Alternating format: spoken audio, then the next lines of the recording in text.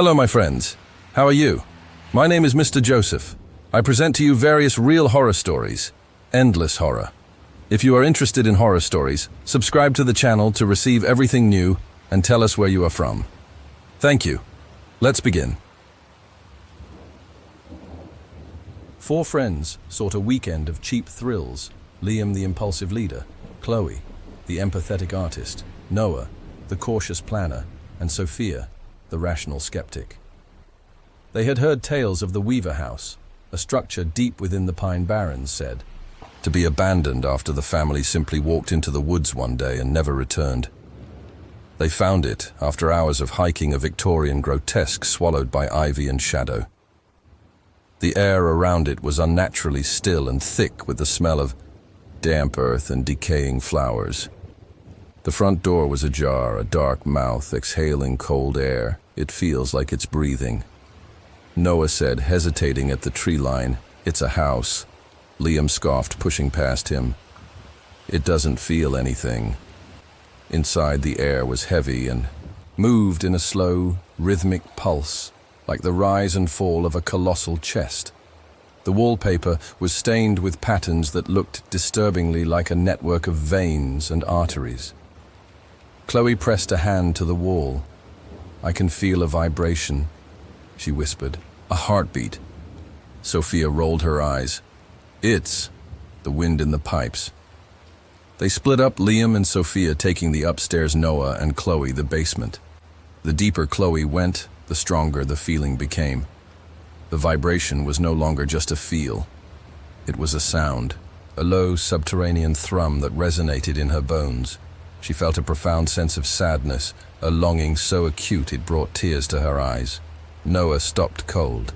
His flashlight beam trembled across the basement wall. The concrete was not smooth. It was organic, veined and fibrous. In one section, it had split open like flesh, revealing a pulsating darkness within.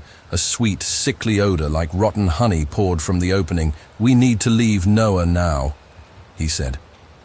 Grabbing her arm upstairs, Liam found a bedroom perfectly preserved. A child's room. A music box on the dresser began to play on its own, a tinkling, distorted lullaby. Sophia called his name, her voice tight. Liam, turn around. He turned. The closet door was open. Inside was not a closet, but a tunnel of wet, pulsating flesh lined with what looked like ribs made of warped wood. It stretched deep into the house, breathing out a foul, warm air. The house shuddered.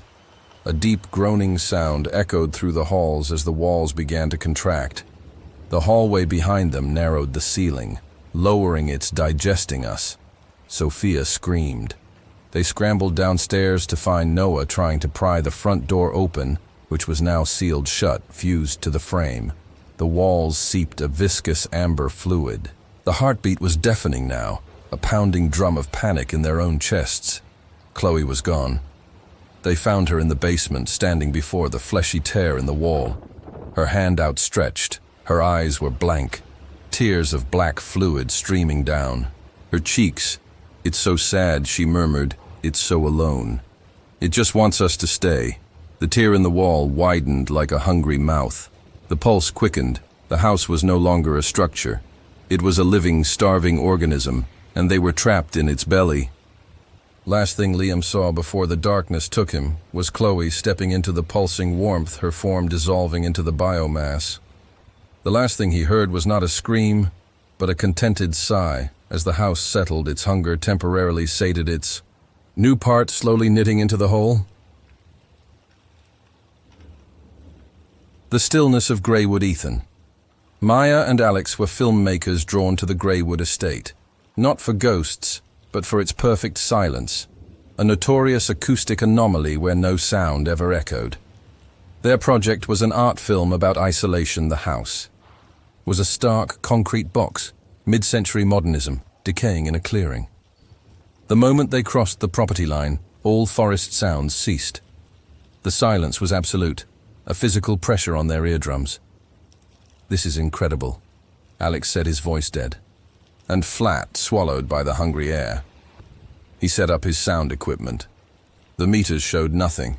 His headphones emitted only a faint hiss of absolute null. Maya set up cameras while Ethan explored. He found a single chair in the vast living room placed precisely in the center. On it sat a small box of dark wood. He reached for it. "Don't," Maya said, her voice sounding small and pathetic in the void. "It feels wrong." But Ethan opened it.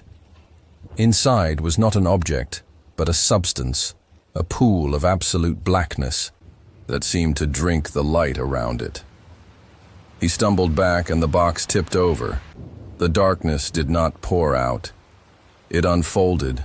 It spread across the floor like a stain, silencing the faint scuff of their shoes. The temperature plummeted.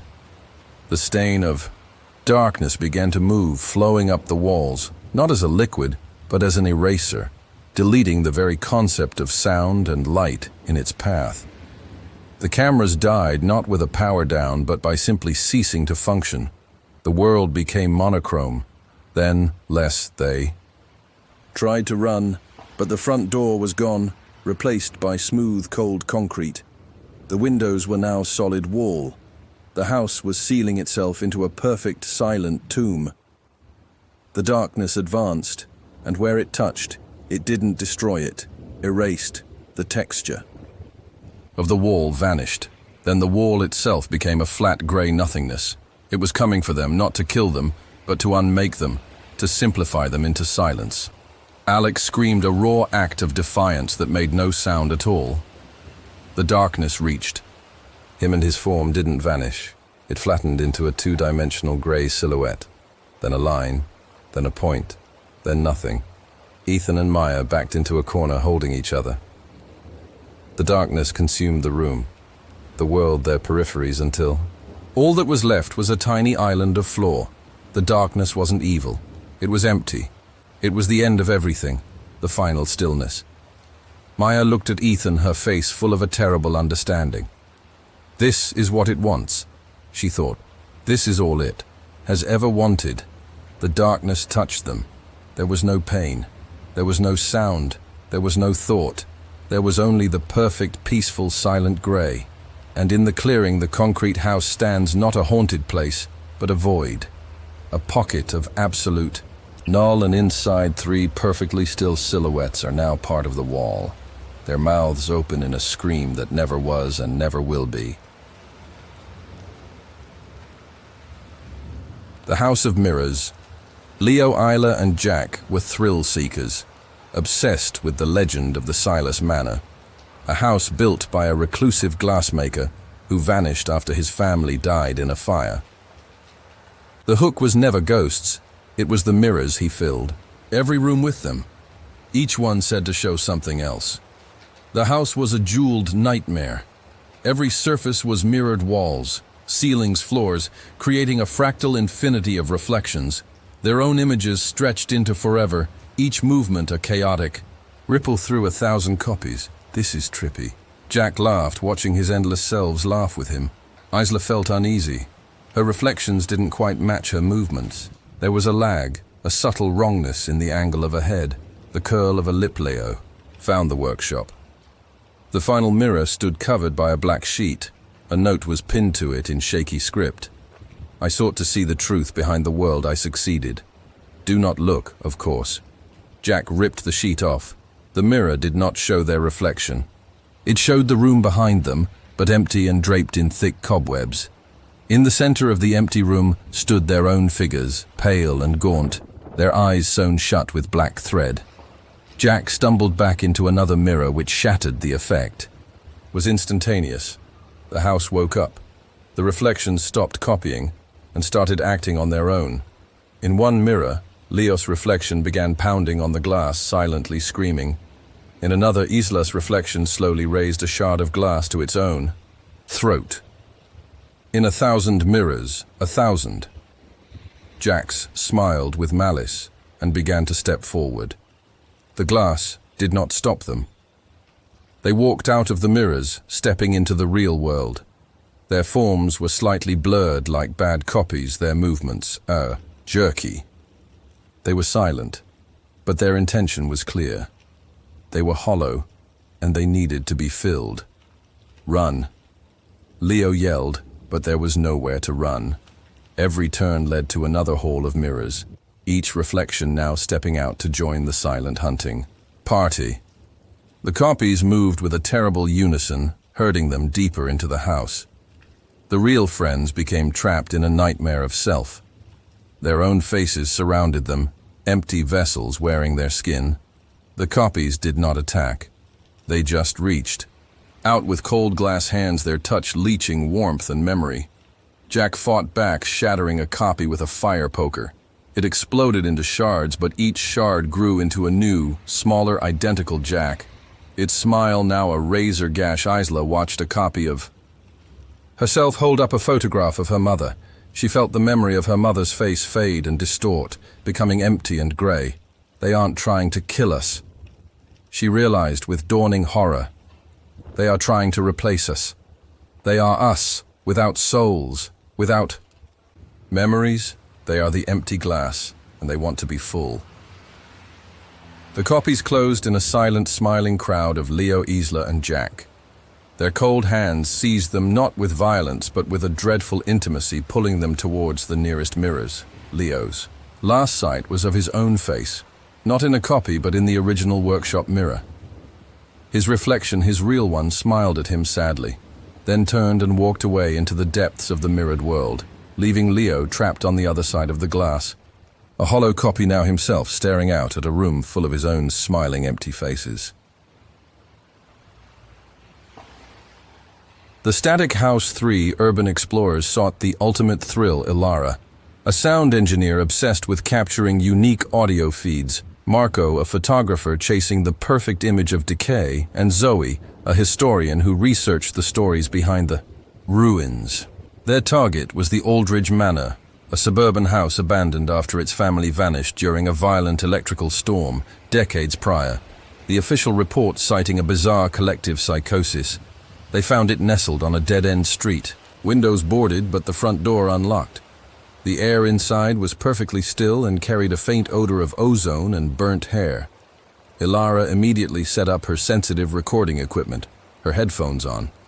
Marco began shooting long exposure photos of the dust-shrouded furniture, while Zoe examined a wall covered in childish crayon drawings, not of stick figures, but of intricate complex patterns that resembled circuit boards or fractal designs. The first sign was auditory. Ilara winced, pulling her headphones away. "What is that?" she whispered. "What's what?" Marco asked without looking up from his camera. "That hum," she said. "A low-frequency hum. It's everywhere." Zoe. And Marco fell silent, listening. "I don't hear anything," Zoe said. "It's there." Ilara insisted, her professional pride stung. "It's vibrating in my teeth." She put the headphones back on. "It's getting louder." Marco's camera flashed, illuminating the hallway for a split second. In the afterimage burned onto their retinas, they all saw a tall, gaunt figure standing at the end of the hall, its form flickering like a corrupted video file. Then it was gone. "Did you see that?"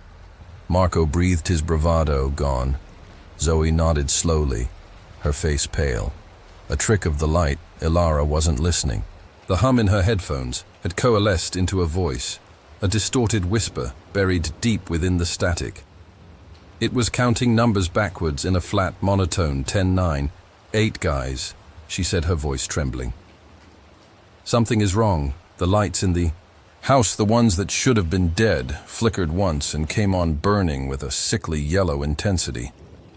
The old television in the living room crackled to life, showing only searing black and white static. The whisper in Ilara's headphones grew louder. 765. "We need to leave," Zoe said now. Truly alarmed, she went to the front door and pulled the handle. It was locked solid. The windows, when Marco tried to break one with his tripod, refused to shatter the glass, bending like thick plastic 4-3. The air grew thick and heavy, pressing down on them. The static from the TV was no longer just a sound. It was a physical pressure, a billion tiny needles against their skin. They saw them then, more of the flickering figures glitching in and out of existence around them, their movements jagged and unnatural. to Ilara's scream tearing the headphones from her ears, but the countdown continued now, inside her own head, a relentless, drilling thought. The flickering figures raised their arms pointing at the three explorers. The world dissolved into pure blinding white noise and pain. It was not a sound, but a substance, erasing thought, memory, and sensation itself. When they came to, they were outside on the front lawn. The house was dark and silent once more. The door stood open. The sun was rising. They never spoke of it again. They couldn't. But Ilara hears the hum everywhere now, a permanent fixture in the silence of her mind. Marco's photos all developed blank, and Zoe finds herself compulsively drawing the same circuit board patterns she saw on the wall on any available surface. And they all know with a cold certainty that the static didn't leave them. It just found a new home to broadcast from.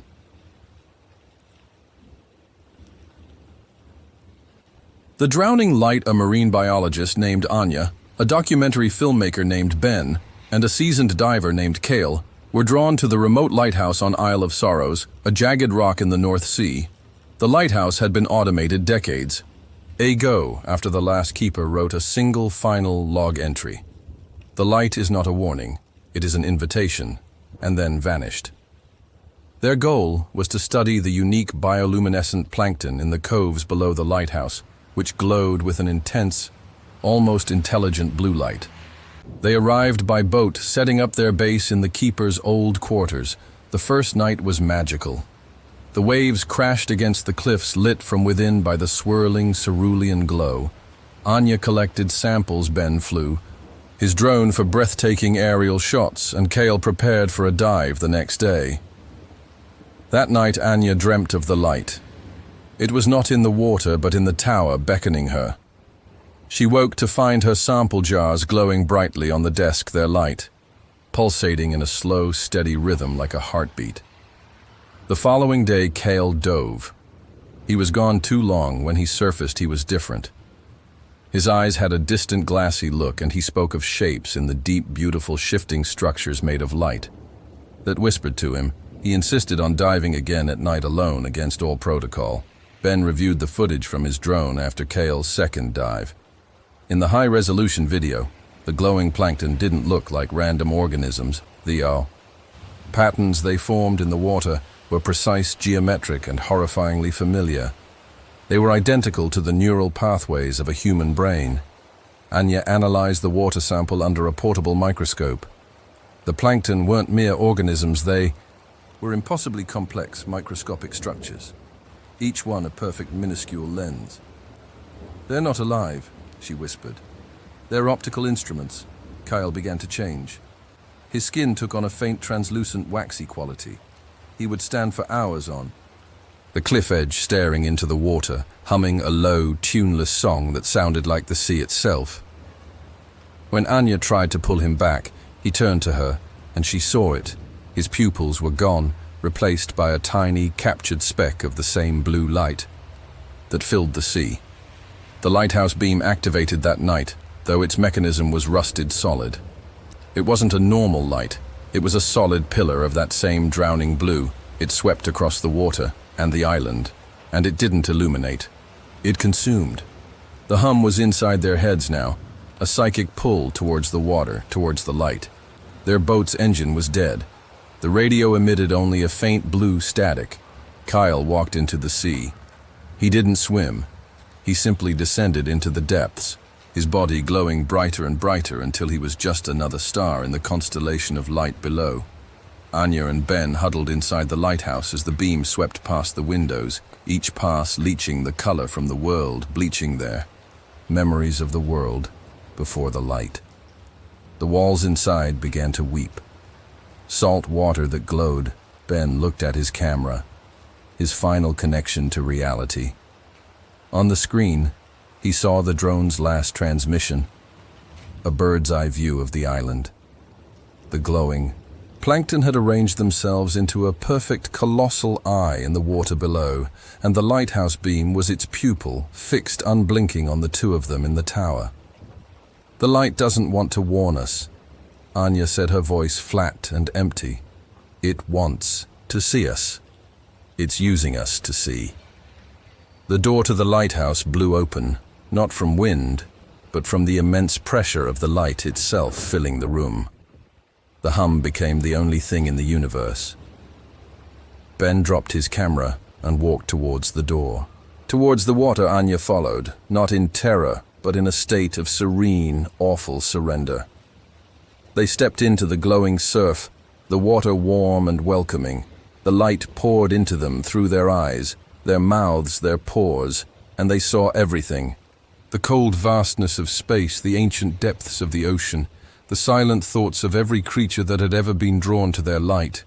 They were not drowning, they were becoming. And the lighthouse beam shining from a dead tower continues its work. Scanning the empty horizon for more eyes to look through, more minds to add to its beautiful, terrible collection. The stillness at Blackstone Asylum, Lena. A psychologist specializing in trauma. Leo, a paranormal investigator seeking proof. And Felix, a skeptic and engineer, ventured into the infamous Blackstone Asylum not to find ghosts, but to study the alleged psychological residue of suffering. The asylum's dark history was well documented, its patients subjected to brutal treatments aimed at silencing their screams. They set up in the main hall a vast room with peeling walls and rows of rusted bed frames. The air was not just cold, it was utterly motionless. A perfect dead stillness that seemed to absorb all sound. Leo's EMF meter remained silent. His spirit box emitted only empty air. Felix set up motion sensors and cameras with a wry smile. "See, told you. Nothing but dust and drafts." Lena, however, felt it immediately. A profound, heavy silence that was more than an absence of noise. It was a presence. It was a listening silence. She found patient records in the head doctor's office. The notes were less about diagnosis and more about suppression. The final entry for over half the patients was the same phrase, "Treatment successful patient has achieved perfect stillness." The first night Leo vanished, they found his camera on the floor in a West Wing cell, the lens cracked. The last photo on the memory card was a selfie of Leo smiling in the cell doorway. Behind him, the darkness of the room was not empty. It was solid, a wall of pure blackness that seemed to be leaning into the frame. And in the center of that blackness was a single human mouth stretched wide in a silent scream. The silence after that was deafening. Felix's bravado cracked. "We should go," he said, his voice a hollow whisper in the great still hall. Now. The exit was gone. The heavy front doors were now seamless part of the wall. The windows, when broken, revealed not the outside forest, but more bricks, as if the asylum had sealed itself shut in the night. The stillness began to press in on them. It was a physical weight, making each breath a labor. The air grew thick like water. Their own heartbeats began to sound like violent, intrusive drums in the perfect quiet. Then the whispers started. They didn't come from the air. They came from inside their own minds. Not their thoughts, but the thoughts of something else. They were not words but impressions, images of needles and ice and leather straps, and a desperate need for quiet, a hunger for silence. Lena understood. "This isn't a haunting," she said, her voice barely a breath. "This is a predator. It doesn't feed on fear, it feeds on sound, on life itself. The treatments didn't calm the patients, they fed them to this thing that loves stillness." Felix screamed a raw sound of terror that was instantly ripped from the air, swallowed by the waiting silence. The moment the sound left his lips, his body froze mid-panic, his face locked in a scream shape, but no sound emerged. He stood there, a statue of terror, eyes wide and unblinking, a perfect patient. Achieved perfect stillness. Lena was alone. The thing was in the room with her now. She could feel it, a vast, patient intelligence, born from decades of enforced quiet. It didn't hate her. It just wanted what she had, the vibration in her throat, the air in her lungs, the blood pumping in her veins. All of it was noise. She backed into a corner, sliding down to the floor. She closed her eyes and did the only thing she could think to do. She stopped fighting. She slowed her breathing. She let her heart rate fall. She imagined her mind becoming smooth and placid and empty, a still lake on a windless day. The pressure lessened. The presence hovered around her, a predator curious that its prey had stopped struggling. It was pleased. Lena became a master of silence. She learned to breathe without making a sound, to move without rustling her clothes. She exists there still in the depths of Blackstone, a permanent resident. The asylum is quiet now, perfectly quiet. And if you were to ever find a way inside and stand in that great hall, you might see her, a figure sitting motionless in the corner. And if you were to make a sound, any sound at all, a gasp, a footstep, a heartbeat, you would see her head turn slowly towards you, and in her eyes, you would not see a person. You would see the hungry, satisfied stillness looking back at you, waiting for you to be quiet too.